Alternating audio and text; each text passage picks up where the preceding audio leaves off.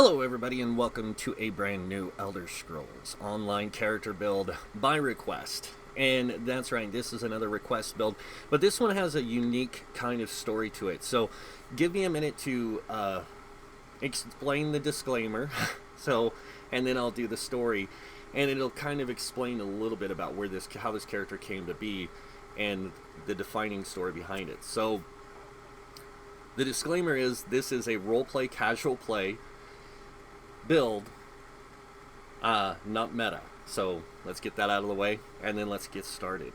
So the idea of this character was given to me by one of my subscribers as a character whose family had been killed during the Remen occupation of Abner Tharn's sister, and she lived in a small village that had been invaded and basically wiped out. And what happened was she went into hiding, and after the events of that, she found a priest, what she thought was a priest, wandering the land, but they were severely injured, and they were actually a cultist of the Fang, which were the dragon cultists who were at Fang Lair, and this was one of the survivors. And so she found him, and she started to learn a little bit about necromancy from him, and the person wound up dying because of the injuries were too severe. And so she took up their books and learned necromancy and trained herself. And she has a lot of hatred and aggression towards the Imperials, and she uses that to her advantage. And we'll get to that when we get to the gear sets. But that's the story of this character. And this character is called Mustahdir Al'arwah. Al'arwah. It's really hard to say. Sorry, my Arabic's a little rusty. Haven't spoken it in a long time. The last time I spoke Arabic was with my dad. He was teaching me how to speak it, and so it's been a long time. It's been a good almost 20 years that I was learning Arabic. So, but yes, it's Arabic for necromancer. And let's go ahead and take a look at this. So we are a Khajiit necromancer. This is what the story was for the character. They wanted a Khajiit necromancer, and that was their story, was that because of the Remen occupation and Abner Tharn's sister taking over, and how evil those Imperials were and what they did to Elsweyr, she took up the call to arms, basically. And the armor that she's wearing is actually the Fang Lair priest's armor. So that's kind of what I went for, was this look to where she would have that appearance too. So we have 64 points into Magicka to give us this high Magicka pool. Now it's not super high because we don't use Inner Light. And that's another thing. You can use Inner Light on the bar if you want to get higher Magicka, but you only get about 32,000. As you can see, though, we do have 22k max health, 13k max stamina. We do have 1616 max Magicka recovery with a 2141 spell damage, 45% spell critical, and 12k spell resist with 12k physical resist. Moving on, we do have the Thief Mundus Stone. We do have minor force at all times. This is where that hatred and anger that she has for the Imperials comes from. She takes advantage of that hatred and anger, and she uses it to fight them and anything else. We do use Witchmother's Potent Brew for this.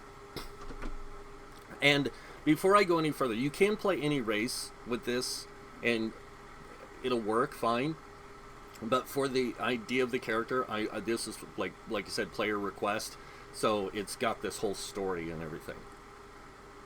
All right, moving on to the gear sets, and we're gonna go over food and potions real quick. So you can use Tri-Stat food, but right now we're using Witchmother's Potent Brew, and Witchmother's Potent Brew gives you max Magicka, health, and magic recovery. This one will give you more health, max Magicka, and max stamina. We use the power pots primarily because this is primarily a damage dealer, and then we do have the tripods if we want to do something else. Alright, so let's go ahead and take a look at the monster set that we're using, and as you guys can see, it is a Alhambris. Alhambris gives you max magic on the 1-piece, 2-piece. When you deal flame or shock damage, you have a 10% chance to summon a meteor shower of that damage type that deals 1,532 damage to all enemies within 4 meters every 1 second for 5 seconds. This effect can occur once every 8 seconds. So this is, again, not necromantic, but more, I'm going to blast the crap out of stuff because you pissed me off. The next set we're using is the Caloran's Legacy Robe. Now, this is actually something that drops in Thing Layer, and I thought it was very fitting for this, because it's a very much like Julianus, except it doesn't give you extra max magicka. Instead, it gives you spell critical, spell damage, spell critical, and then when you deal critical damage with a single target magicka ability, you launch a fire, ice, shock, or disease ball at your target that deals 17,931 damage and applies a status effect. This effect can occur once every 10 seconds. So, yeah, you can guess. This thing fires off just about as much as a Lombris. The next set we have is the Medusa set. Now, this drops in Arx Coranum, and it's actually a really good set. It gives you some max health, it gives you some max magicka, it does give you the spell damage on the 4-piece, and then the 5-piece gain minor force at all times, increasing your critical damage by 10%. The reason why this set works so good is because of that minor force at all times. Because whenever you're in combat, you're getting minor force. This is critical damage. Not critical healing, just critical damage. Now, Khajiits do get increased critical damage and crit healing. So, they get that, and then you have this all the time. Plus, you have whatever you have in your champion points. And you guys will see what that looks like when we get there. So, let's go over the traits on the gear. We are using Reinforced Helm, because it's a heavy helm, to boost our resistances. We are using Invigorating on the smaller light pieces here. And this is to give us higher magicka and stam recovery. And then on the body, you can see we do have 3 tri-stats to give us that hybridized kind of playstyle. So if we wanted to, we can build more into stamina or magicka, our choice. And you can play this as a hybrid character. Moving on to the small pieces, we are using Divine's all max magicka. And this is so we can maximize our magicka pool. Moving on to the jewelry, we have 2 tri-runes with spell damage enchants, and then we have it infused with a magic recovery. Moving on to the weapons. Starting with the first staff, we have a Inferno Staff of Medusa, Nerdhoned, with a life drain enchant. This is kind of fits that whole, I'm a magic person, I'm a necro, and I'm going to take your life. That's pretty much what it means. So it's a way of self-healing, but it also does damage, and it's pretty nice. And then on the back bar, we do have an infused lightning staff with a weapon and spell damage enchant to boost our weapon and spell damage. So, and that's what we have. Now, this thing can play healer, and it can play an ice tank if you wanted to. And it works out either way. You can really kind of mess around with a lot of stuff with this build. But this really works out really well. Now moving on to the skills. And the skills with the Gravelord, we went all magicka. On Bone Tyrant, all magicka. Living Death, of course, all magicka. But we went with specific ones to give us different effects. Now moving on to our, and make sure you get all the class abilities and passives, because you can take advantage of all of them with this character. So, weapons, we are using primarily a Destruction Staff, so all the passives and abilities. And Elemental Rage is going to be one of your ultimates that you're going to want to use on the back bar. If you want to, it works out really well. And then these are the skills and passives I have unlocked. Moving on to light armor passives. Now, I will say this. If you want to tank with this, you can use the sword and shield, or you can use the ice staff, like I said. And if you want to heal, learn restoration staff. You can also go for like a hybrid type build with stamina magicka and use it two-handed. That's pretty fun. It works out pretty well. But honestly, I like it with the destruction staff. Alright, light armor passives. learn all the passives, and learn the skill active ability you want to use.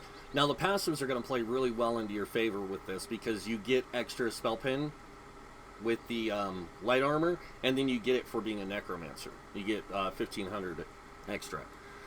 Medium armor, you're going to want the top two and the bottom one. This is mainly you want the athletics. These two you're not really concerned about unless you're using a melee weapon. Heavy armor, the top three. And if you do play this with more of a stamina flair to it, you can use the Medusas with like Hundings. That's a really good combination. Or you can use Calorins and the jewelry and stuff with Hundings. That's a really powerful combination. So, Resolve, Constitution, Juggernaut for the heavy armor, and then moving on here to Soul Magic. You can be a vampire with this. I tried it, and it's pretty good, but I feel like this character wouldn't have gone that far, like to go become that powerful. They just want to use their necromancy for that power. I did take Shatter Soul because I felt it kind of fit with that whole idea of like, I'm here to kill everything, and I'm gonna destroy every aspect of the Imperials I can, including their souls. So that's why that's there. And then we have Soul Summons and Soul Lock. Those are really important.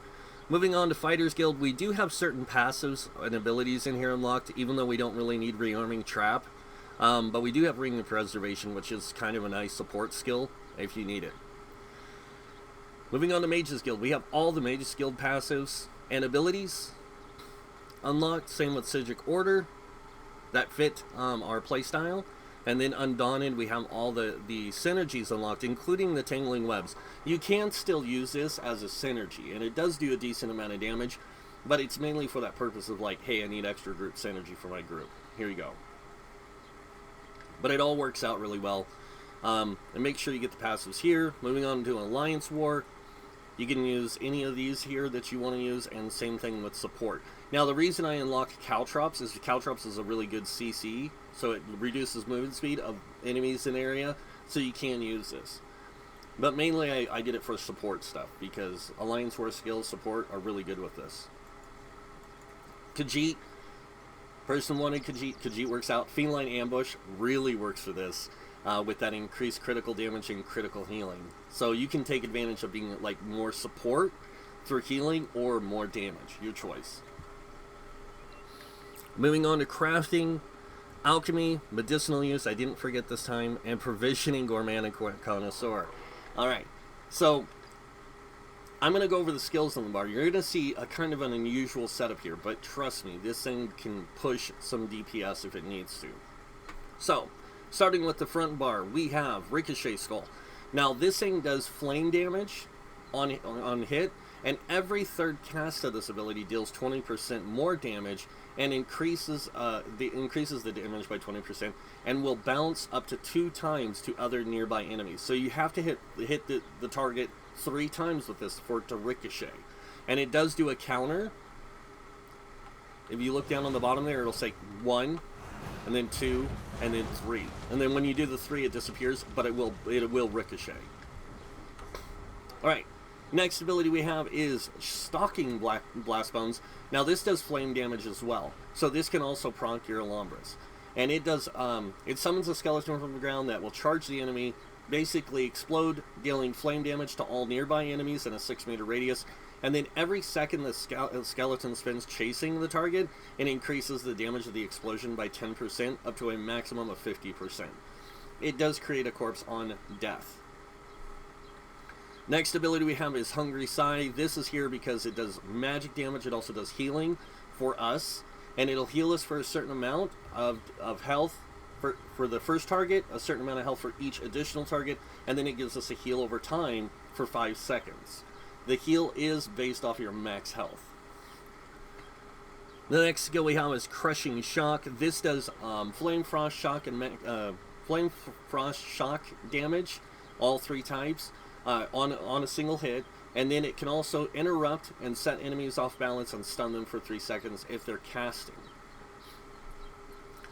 Next ability we have is Mystic Siphon. I really like this ability because we can use our Blast Bones for it, but it basically does an AoE shock damage over 12 seconds from the corpse in a 5-meter radius, And then anything that's tethered to it, like the tether beam between you and it, does so much damage over time as well. And then you also get magicka back over 12 seconds. So it's a really good way for resource management. And then while slotted, your damage done is increased by 3% on the front bar. On to the ultimate. We are using the Glacial Colossus. This thing is just ridiculously overpowered. For 3 seconds, you summon this Flesh Colossus that comes out and smashes the ground doing frost damage. And then the final smash stuns all enemies hit for 4 seconds in an 8-meter radius. Each smash applies major vulnerability to each enemy hit for 3 seconds, increasing their damage taken by 30%. So, really good ultimate. Moving on to the back bar, we have our Skeletal Arcanist. Now, this thing does do a AoE lightning ball lob that does X amount of damage every 2 seconds to all enemies nearby where it hits in, like I said, a 4-meter radius. So this is more AoE. Then we have our Blockade of Storms. This does so much damage over time and can also set concussed enemies off balance. So that's really nice.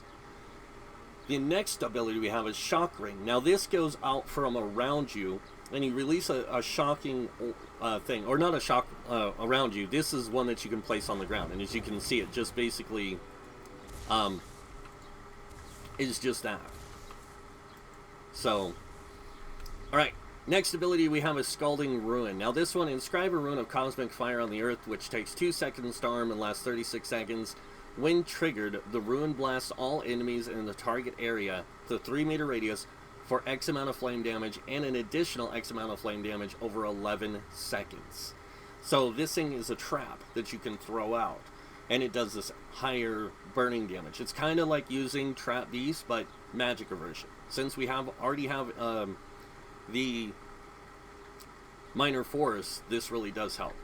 The next ability we have is our Summoner's Armor. We have this to boost our resistances, but it also reduces the cost of our Blast Bone, Skeletal Mage, and Spirit Mender, and it creates a corpse when the effect ends. So, also nice.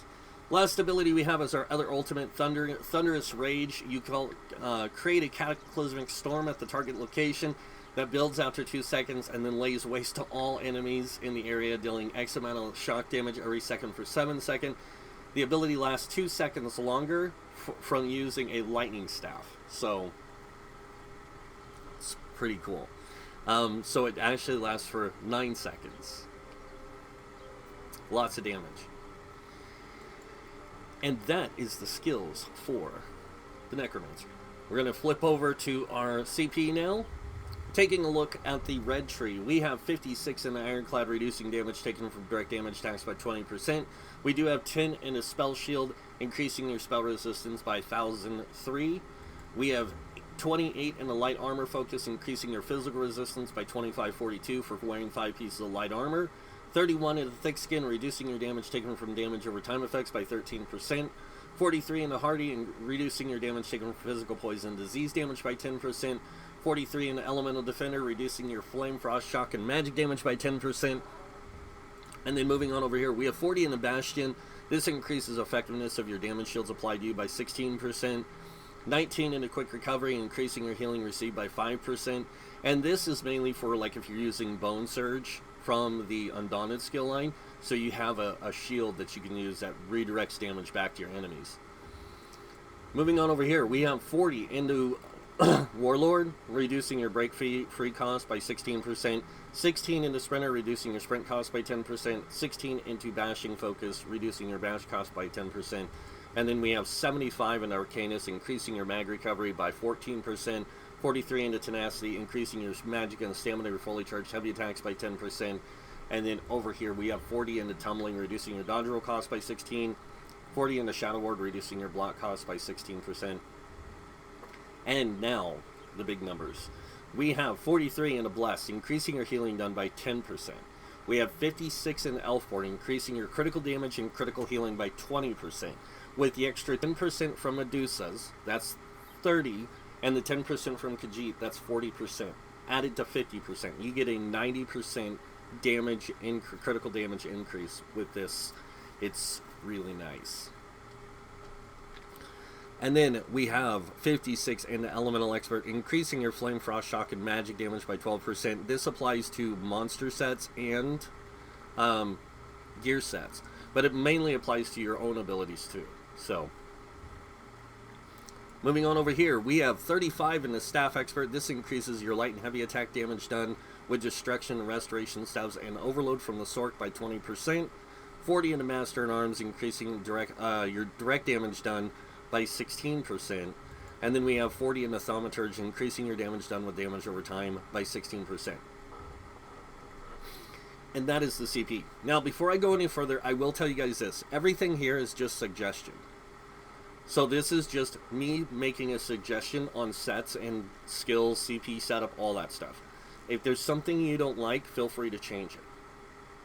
Alright, now let's move on to seeing what this thing can do on a target dummy. Because I'm going to get asked, what's this thing like? So we're going to go ahead and parse this little guy first. And it's not going to be a whole lot, because we don't have a lot of spell penetration compared to what we could have if we had like the Lovermunda Stone. But that's okay. So we're going to buff with our potion. We're going to summon our skeleton, our bone armor. I should have done the bone armor first.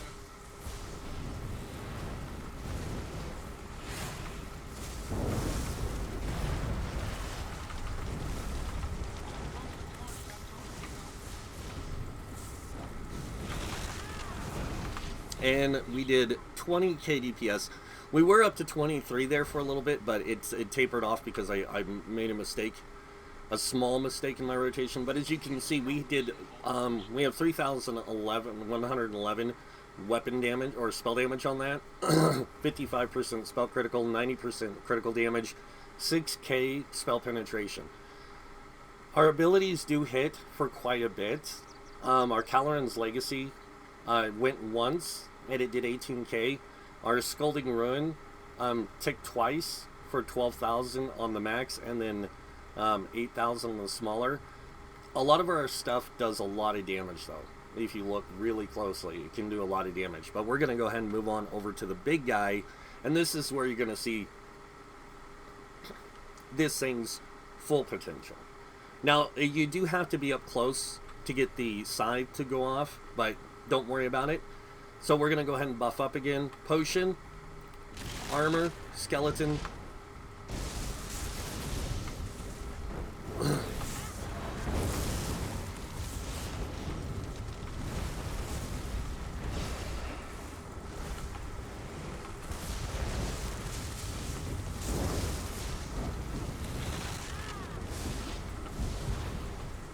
Made a mistake there.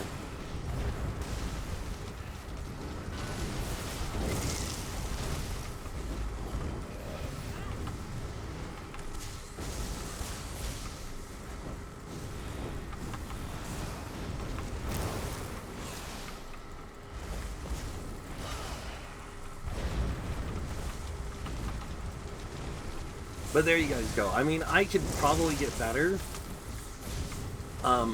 if I need to in damage, but 31,000 is pretty good. I think I've gotten it up to 34 with this setup, so it's actually quite good. It does do really well, and as soon as I'm out of combat, I'll show you guys the combat metrics, so we can go over a few things there, so you guys can see just how. And I had just caught it right there. So it says 27,000, but when you're in an organized group, that's what the big skeleton is for. You'll have 3706 spell damage, 61% spell critical, 90% critical damage, 100% most of the time spell penetration. But if you look here now at some of our abilities, like our light attack was hitting for about 16k on the front bar, 13k on the back bar. Stalking Blast Bones was hitting for up to 40k. Our Blockade Ring was hitting, or Shock Ring was hitting for about 17, 20k on the Scalding Ruin. Crushing Shock was hitting for about 8. The Colossus hits for a ton of damage. And our Scalding Ruin, or our Caloran's Legacy was hitting for about 26. And Scalding Ruin's damage over time, Hungry Scythe, the Ricochet Skull, and then all the other Caloran's Legacy stuff. So But yeah, it does work out really well. It's a really fun setup with that. But now we're going to take it into a dungeon and check this thing out. Now, before I do that, I am going to change out one ability on the back bar and one on the front bar. So I'm going to go here. We're going to grab the Undaunted Bone Shield, and I'm going to go ahead and get rid of Hungry Scythe. And then on the back bar, we're going to change out one of our abilities for a heal. And we're just going to grab the Enduring AoE heal, and we're going to put it where the Scalding Ruin is. I don't want to give it up, but you know, you got to do what you got to do. Depths of Malatar, here we come. And if you guys didn't know, Depths of Malatar is a new dungeon added with the Wrathstone DLC, and it allows you to, or it's one of the more difficult, challenging dungeons. But yeah, it's pretty cool though.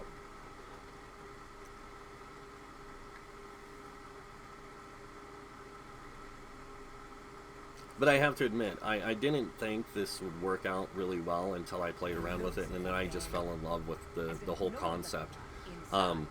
Especially the Medusa thing, because I felt that really fit into the whole the whole character storyline. So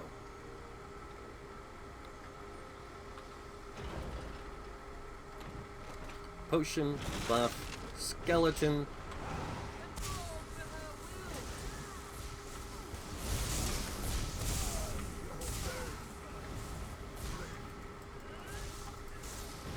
Oh, keep doing the wrong thing.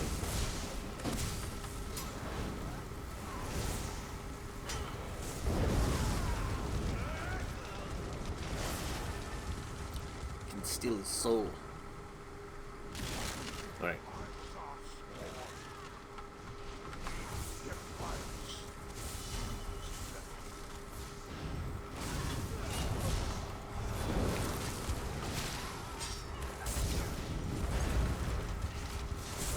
Frost Colossus, kill!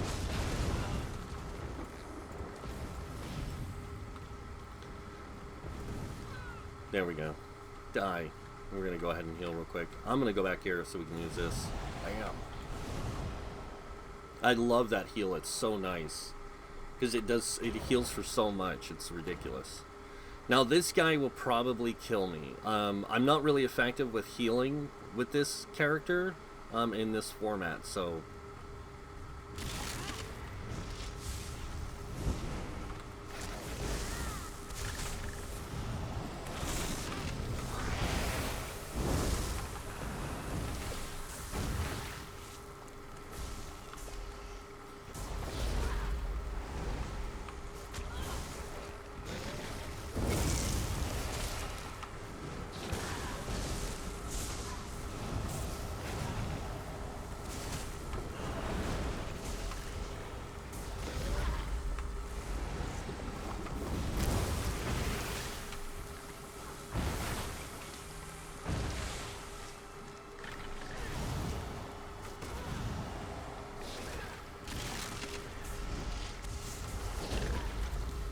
Ow.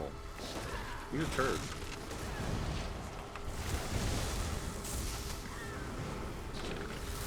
Here, have a lane, Storm. Died. I knew I was gonna die. But yeah, it works out pretty well. I really like the build. So the person who asked me, could you do this? Yeah. I did it. And I hope you like it, because it was probably one of the more funner builds I've made, because you gave me such an interesting story to work with, and I really did enjoy writing, like coming up with this. So thank you. And to the rest of you, hope you guys liked it. If you did, you guys know what's coming next.